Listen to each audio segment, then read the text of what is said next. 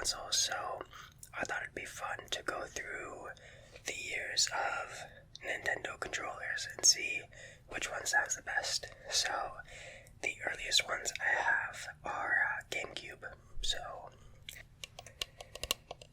just starting off, this one is an off-brand I got from GameStop, but it's one of the only ones that has survived through the years. It is probably, other than the Wii, I think it's the console we played the most. We definitely abused these controllers, so I think this is one that's survived the years.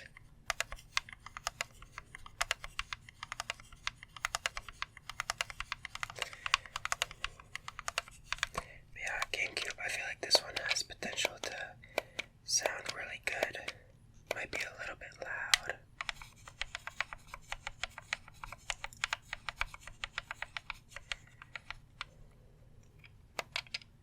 This controller has definitely done me well.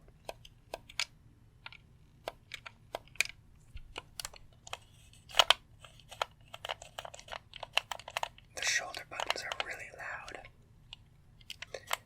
so I'll try to be careful with these.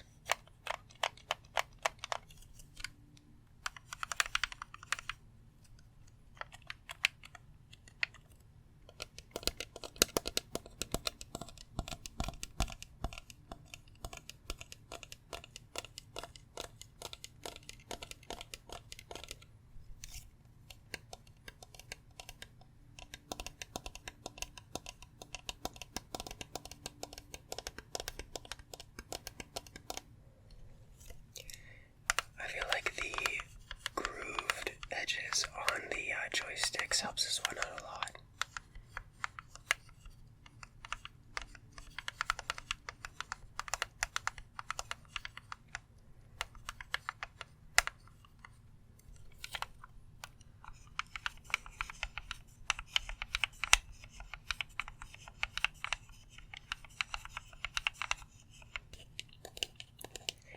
Moving on, we have a official Nintendo GameCube controller. I don't think this is one that I got with the GameCube because it definitely would have been destroyed by now. And I don't remember having it as a kid, but I think I bought it later because I had run out of controllers that worked. Like literally all of my controllers had something wrong with them, whether buttons were broken or they straight up just didn't work at all. And I think I bought this because me and my friends still played a lot of the party games on the GameCube because a lot of them are still, like, they still hold up. So, I mean, if you really like party games and you still have your GameCube or your Wii, actually, I suggest you check that out. This one is definitely much quieter. I think that's why I brought the other one up, is because this one doesn't have much to give that the other one doesn't in terms of sound.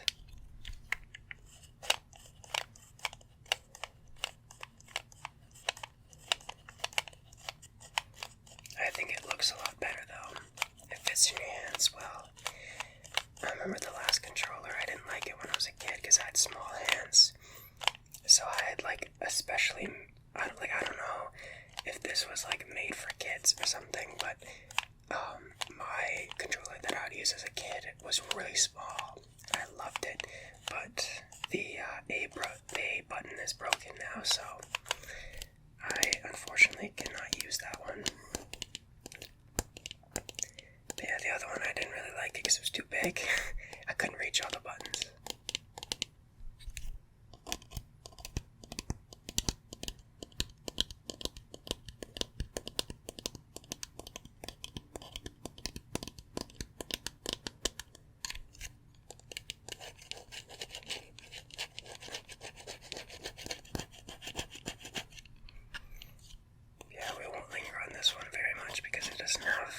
much more.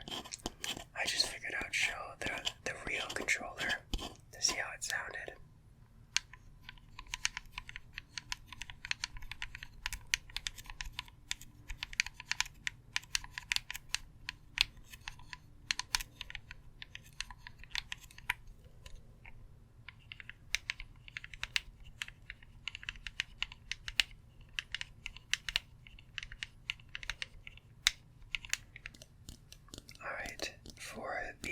one for the GameCube.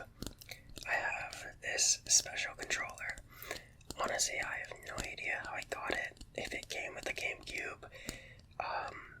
But the only game I ever had that was compatible with it was Mario Party 7. Honestly, it might have been specially made for that game, but there were these special mic minigames where you'd have to use the volume yelling into this mic to play the minigame.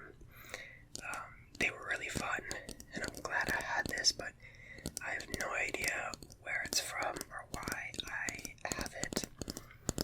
But the reason I thought I would bring it up is because this blue button in the front sounds really nice.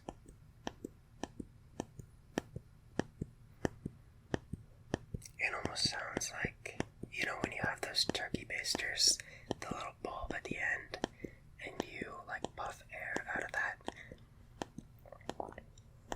Kind of sounds like that.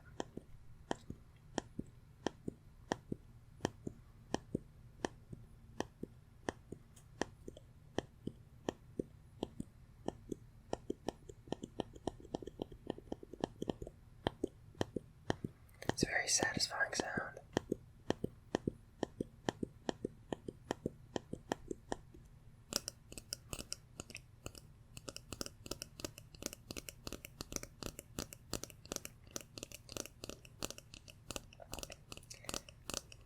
It seems like a lot of the controllers that were made in the like N64 and the GameCube era were all made out of this similar plastic material.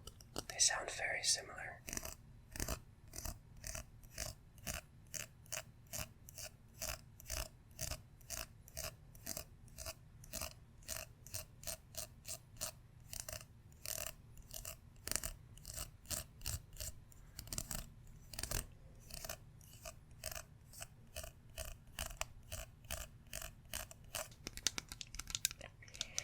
Now entering the Wii era.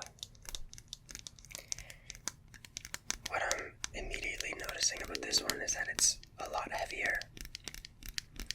It might be because of the batteries, or the extra components needed for the sensor and all the calibration stuff, but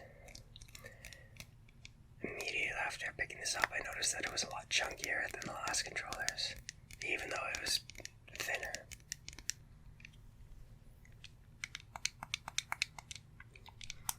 I don't know why I always found the A button looked really nice on the Wii controllers.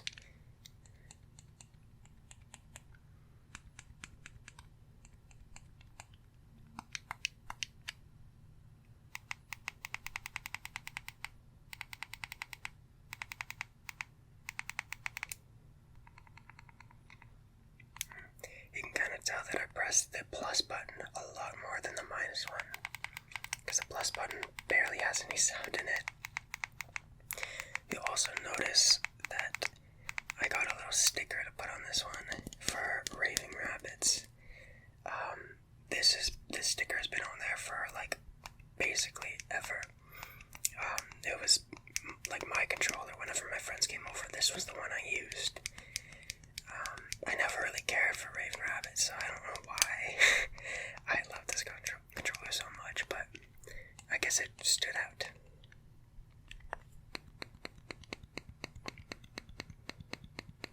I just realized that every time I tap the button, the light at the bottom would flash, because it's trying to connect to the Wii, but I'm a little bit far from the Wii now, so I doubt that's going to connect.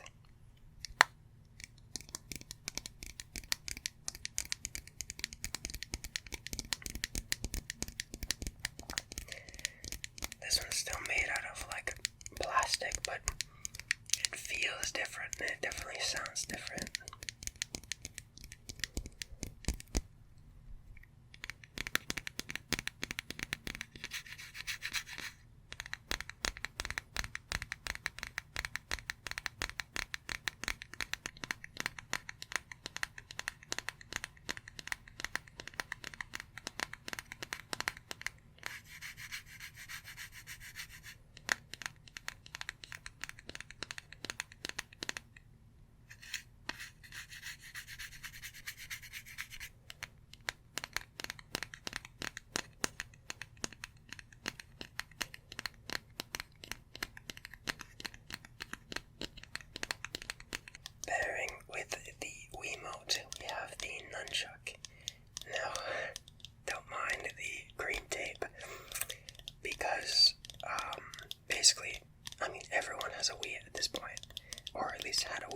was popular. And so anytime friends would bring over controllers, or we would bring over controllers to their place, we would put pieces of tape on it to remember which one was ours and which one was theirs, because it always got mixed up, always. And the green tape was just ours to make sure that we kept ours. It didn't come off very well, so it's staying on there for now.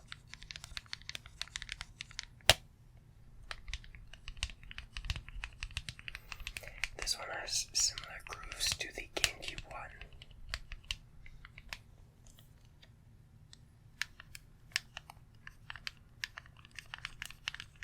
Doesn't make quite as much noise as the GameCube one did, though.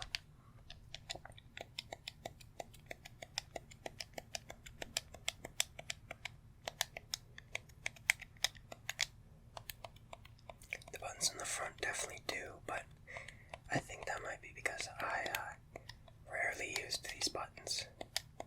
It wasn't that often that you need to use them.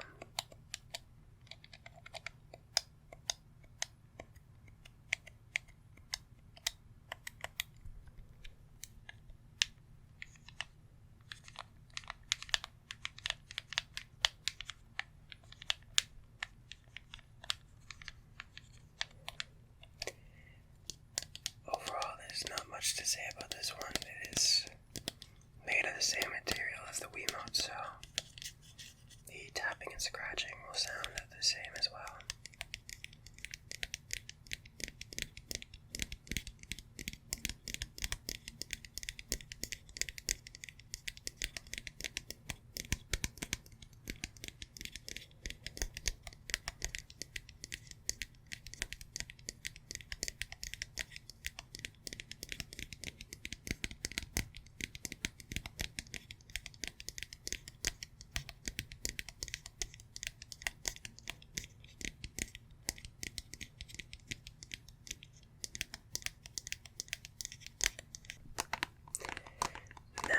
To the Wii U now, because the Wii U used the Wiimotes as well.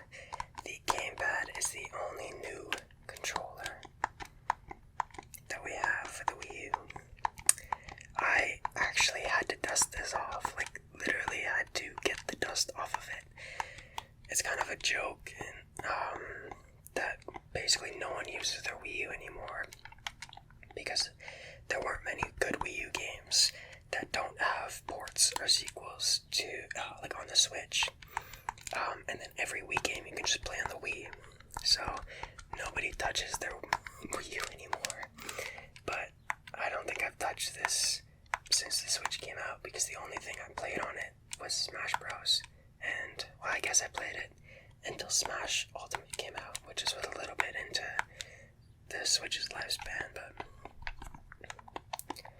I remember loving this controller. It's got very, satisfying button presses.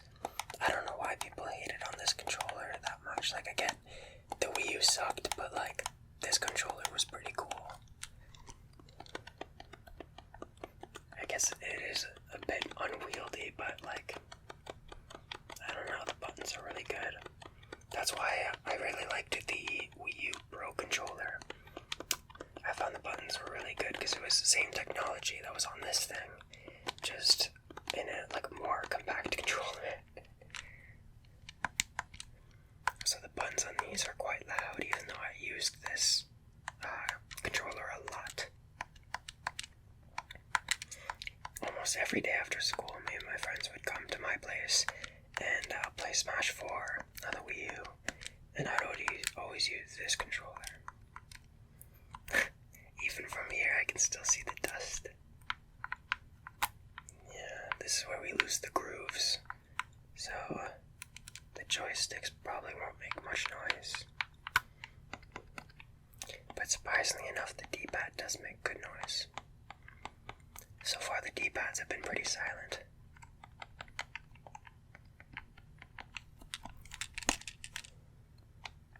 There's also something shaking around in there. I probably broke the controller at one point.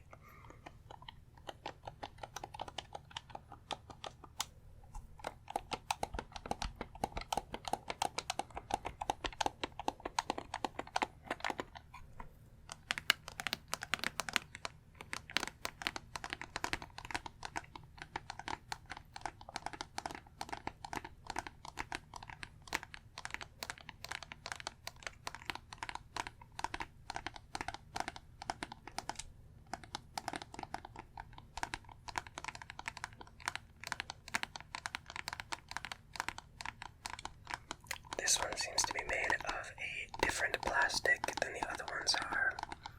It makes nicer tapping noises.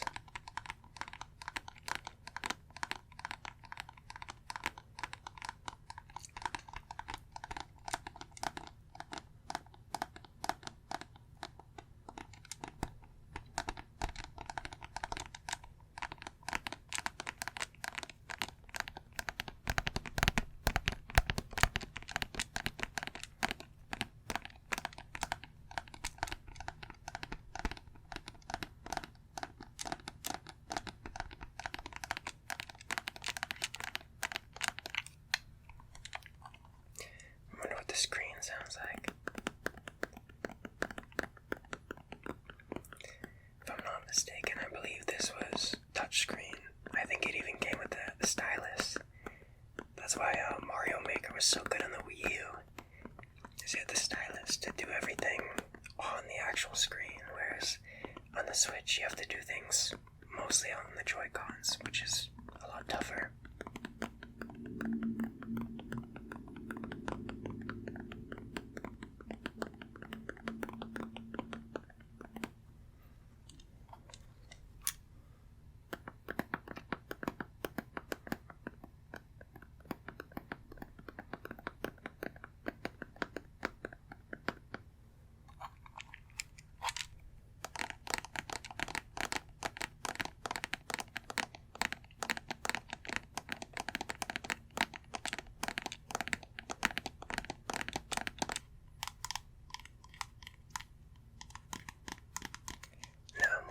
To our most recent console, the Switch, we have the Joy-Cons.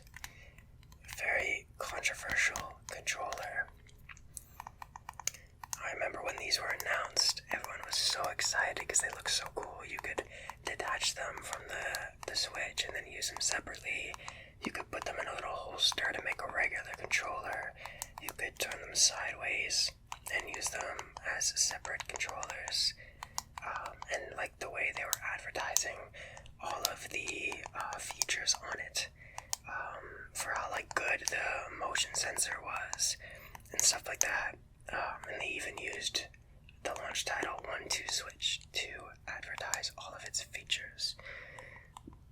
It had so much potential. And then I think when it came out, people were kind of disappointed because a lot of the games did not have compatibility with the features they kept talking about, other than 1-2 Switch. And then after a few months, people started noticing the drift.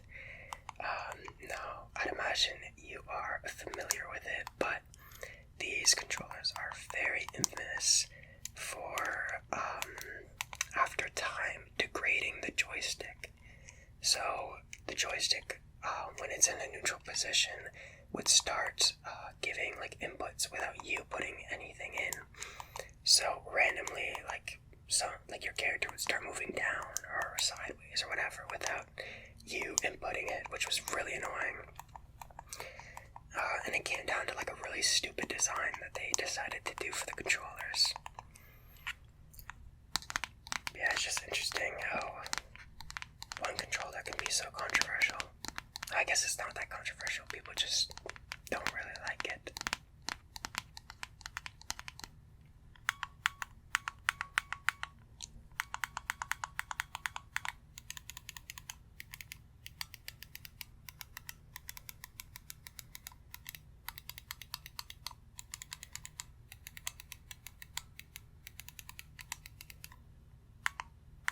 I kind of hope that pressing all these buttons doesn't turn on my Switch, because my Switch is right behind me. So for the best.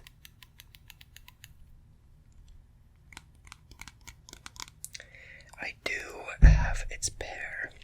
I just figured it would be hard to hold both, but I can try.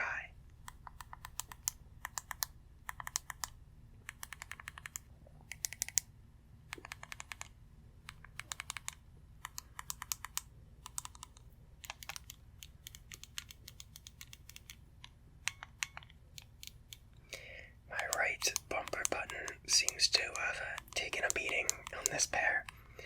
I think this is the original pair that I got because I wanted the red and blue ones when it came out, but they were sold out, so I settled for the gray ones. I ended up buying an extra pair later, but these are my original ones that are basically non-functional at this point because they drift so much. It's basically in like a constant state of pressing down to the point where if you try to hold up, it'll still go down. They're really old. They're like probably 6 years old, and it definitely shows, but I only use Pro controllers now, so I'm too lazy to send them in to get them fixed.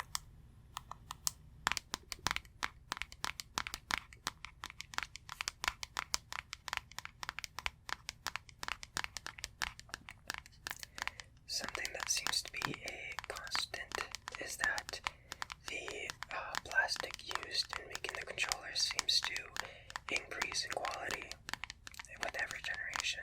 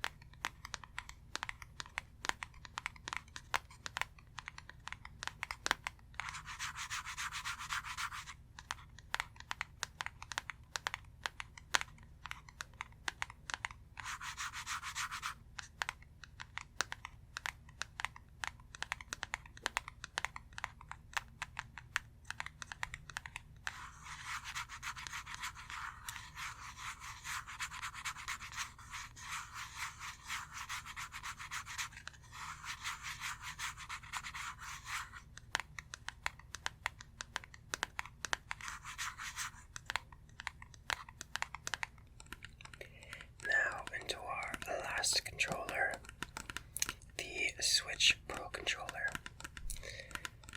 Now, this one's not, I wouldn't say new, but I initially got a Smash Bros. Pro controller when the Pro controllers first came out, that had these little arms here were white, and then it had a white Smash ball in the middle. It was pretty cool. And then my parents ended up getting me this one for Christmas because I don't think they knew that I had one. But it's very handy having another one. The other one was getting old. It has like stains on it. At one point it turned blue because I dyed my hair blue. And while playing, I would like rub my hands through my hair. The dye would bleed off into my hands, and then it would get on the controller. So the white handles turned completely blue at one point, but it ended up washing out, and now it's kind of just like not very visually appealing. So I decided to go with this one because it looks better.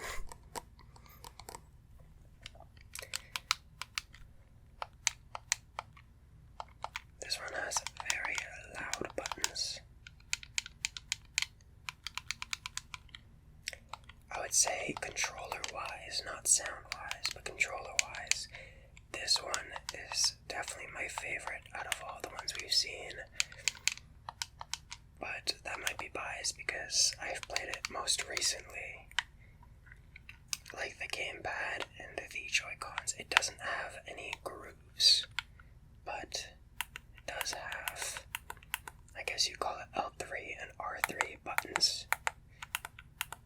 They are quite loud though.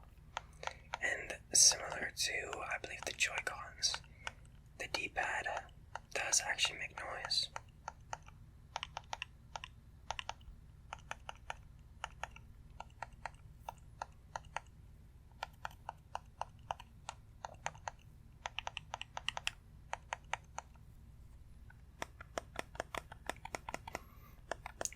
The shoulder buttons actually don't make too much noise compared to most of the shoulder buttons we've seen so far.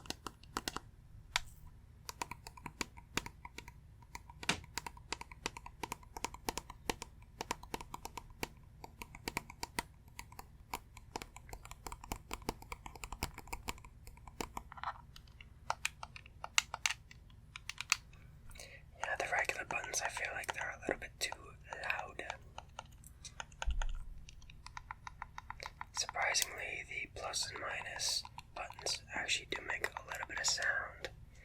I'm not going to press the home button because it's going to turn on my Switch. Actually, I might have already turned on my Switch. I guess I will find out later.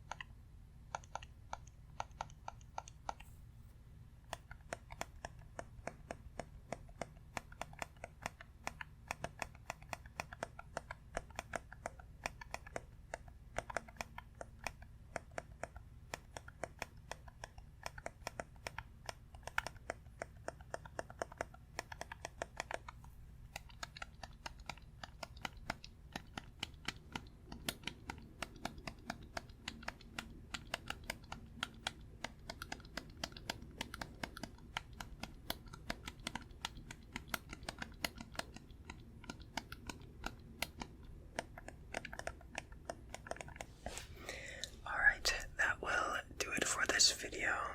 Let me know in the comments which controller you like the most. I think sound wise, I'm feeling like the Joy-Cons did pretty good. Maybe the